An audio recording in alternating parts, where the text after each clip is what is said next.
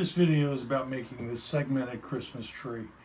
It is mostly segmented. It's mostly made from scraps. The branches are not segmented, but they're leftovers from other segmented projects I had. The way it's designed, there are 24 branches, and there are 2 places to hang an ornament on each branch.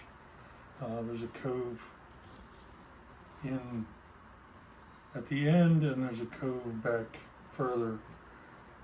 So that's the Christmas tree I'm going to make, and that's what this video is about. Hope you enjoy it. I have laminated a 1x1 inch piece of wenge that will be the trunk of the tree, if you will. And I have alternated colors. I have purple heart, walnut, yellow heart, and red heart, and it continues. But I am pairing the yellow heart with the purple heart, so I will glue that one on there, and the bloodwood with the walnut, and the purple heart with the yellow, etc. So I will be laminating those on both sides.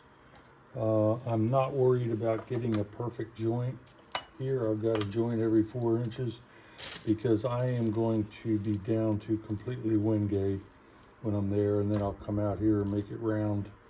So that's the plan for the turning. So I don't really care about this joint, but I do want them in the same place.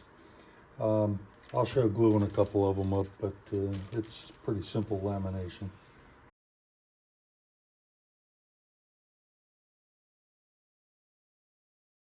So I have the lamination complete, and it's ready to start turning.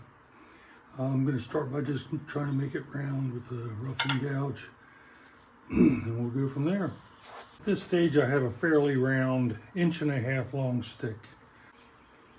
So what I'm going to do now is try to taper it all the way down to the wenge at the joints and leave a nice bead in the middle of the 4 colors.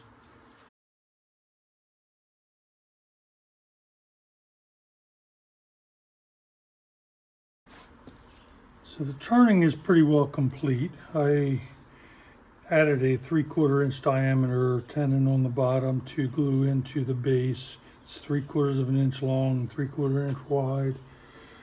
Before I did a little bit of rough sanding, but before I finish sanding, I'm going to fill some holes in this wenge. There's one right there. Let me make sure I'm zooming. So there's a wormhole that I want to fill in. There's another one back here. There's only maybe a half a dozen of them, but I'm going to fill those in before I finish sanding. It'll look a lot better.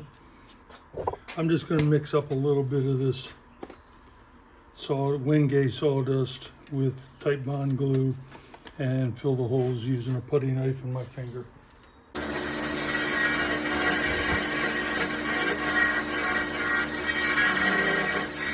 That's pretty well the shape I want. I'm going to sand this little section down.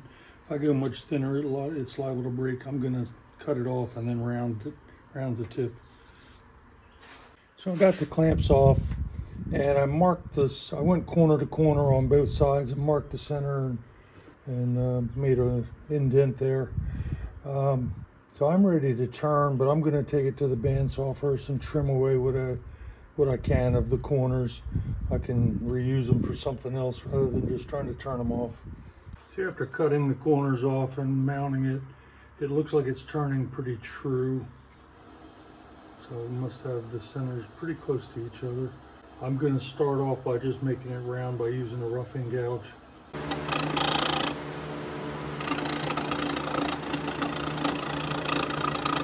So I ended up switching to the bowl gouge to make it round. It was working better than the rough and gouge.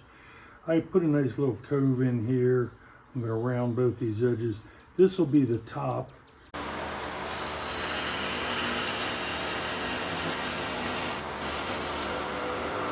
Okay, so I made the bottom a little bit concave. It's ready to start sanding. I'm not going to show that on the video, but I went with a little bit less dome on top than I was originally thinking, but I want to leave as much weight as I can, because the purpose of this base is to keep the tree from falling down. So I have the sanding done. and I dremeled off the nub on the bottom and sanded where it was. I'm not going to dremel this off because I got to drill a 3/4 inch hole an inch deep for the trunk to go in.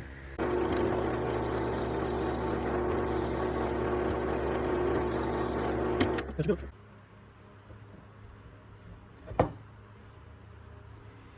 So that is ready to glue up. Before I glue it up, I need to drill holes in each of the places where I want branches to go. It'll be easier than having this base on there, but it is ready. Okay, so I am ready to drill holes for the branches. The branches will attach something like this. I think I'm going to taper them down a little more so that it's a better fit, because it tends to hit on the sides. But at any rate, I got to drill 3/8 inch holes, 3/8 inch deep. I have marked where I want to do them. Every other one I'm staggering it so that ornaments can hang down in between. But I am going to make a small hole for the drill bit to ride into on each one of these, and then I'll go drill the holes.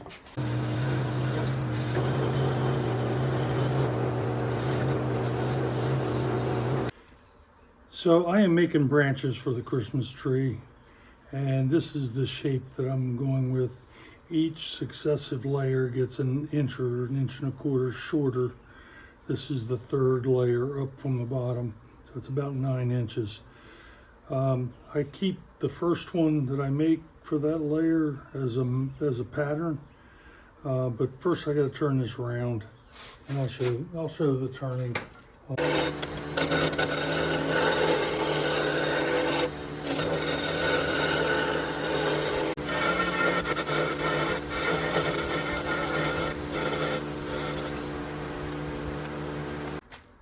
Okay, so I have this branch round, and I've cut in here to get a 3/8 inch tenon, roughly a 1/2 inch long. I wanted 3/8 by 3/8 by the time I cut it off.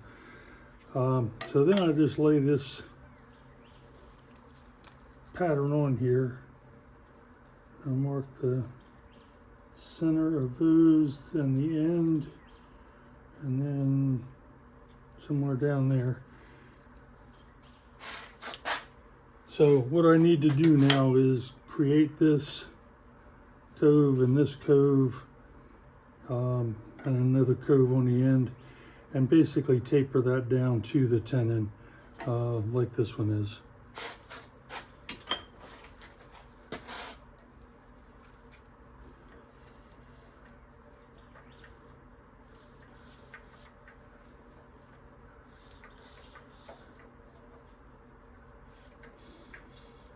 All right, so those are my points, and I'll show turning it down.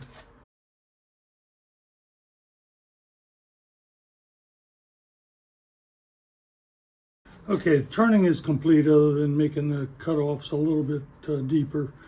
Now I'm going to turn to sanding, which I won't show on the video. But after the sanding, I complete the cutoff. I will sand this edge flat and sand this edge round, and then one more branch will be complete. It's averaging me 15 minutes of time to get it turned to this state, and another 5 to 10 to sand it and finish it up. Just occurred to me that I haven't shown gluing one of these in, so I've been gluing them in pairs, and I'll just show the method. So I'm going to want a Purple Heart and a Brazilian Oak to be offset from each other.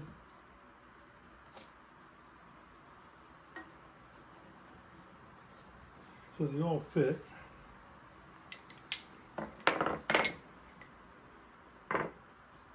So I've been using Quick and Thick by Type Bond. And I just tilt this to help gravity be my friend and keep the glue in the hole as much as possible.